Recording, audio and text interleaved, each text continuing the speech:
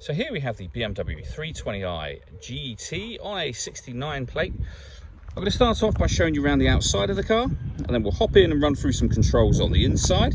From the outside though, you can see it's a 5-door car with alloy wheels. Let's start off inside the boot and then work our way around the rest of the car from there. So the tailgate will open electronically. You can do that from the key. You can also do it from the tailgate itself, of course. As we approach the back of the car, you'll see we have reversing sensors. This car's also got a reversing camera.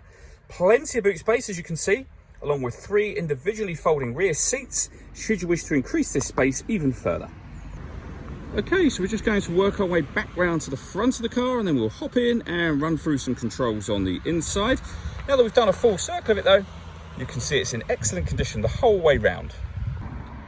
Just briefly before we climb in, I think it's well worth seeing the interior from this exterior point of view. There's plenty to run through on the dashboard, so let's hop in and we'll do that right now. Okay, now that we're inside the car, we're going to start the dials. On the left-hand side, we have the fuel gauge, followed by the speedometer, then the rev counter and the coolant temperature gauge. In the middle at the bottom, you can see the total miles for this car, which are only 2,516.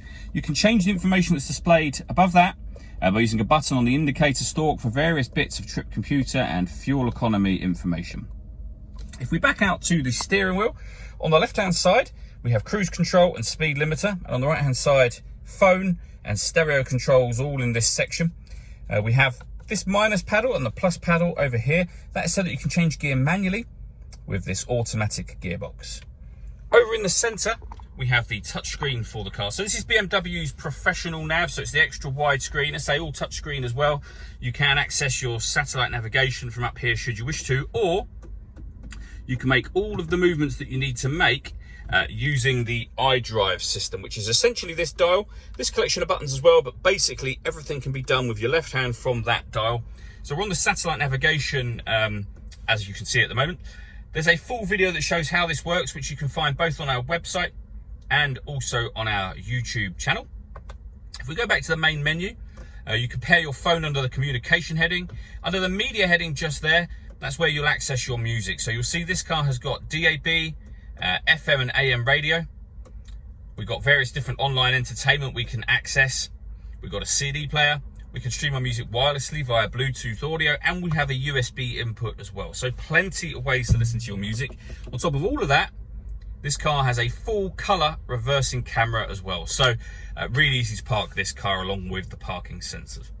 Working our way down, we have the CD player and the main volume for the stereo.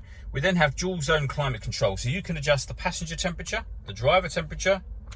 You can increase and decrease the fan speed from here.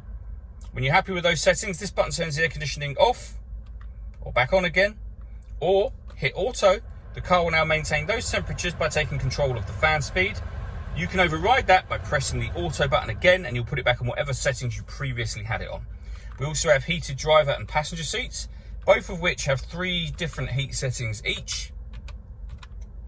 Working our way down from there, we have 2 cup holders and a 12-volt charging socket, the gear lever for the fully automatic gearbox, and then finally these buttons here.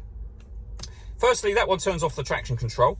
This will change the driving setup of the car. So if I press this button here and show you up on the screen, we're now in sport mode. This car also has Sport Plus mode, which is the same as sport but gives you dynamic traction control. Back down to sport, down to your everyday driving mode, which would be comfort, and then at the bottom we have Eco Pro. All that leaves me to say is thank you for taking the time to watch this video. If you'd like to come and see the car in person and have a test drive, please feel free to call any of our MJA sites. We'd love to hear from you soon.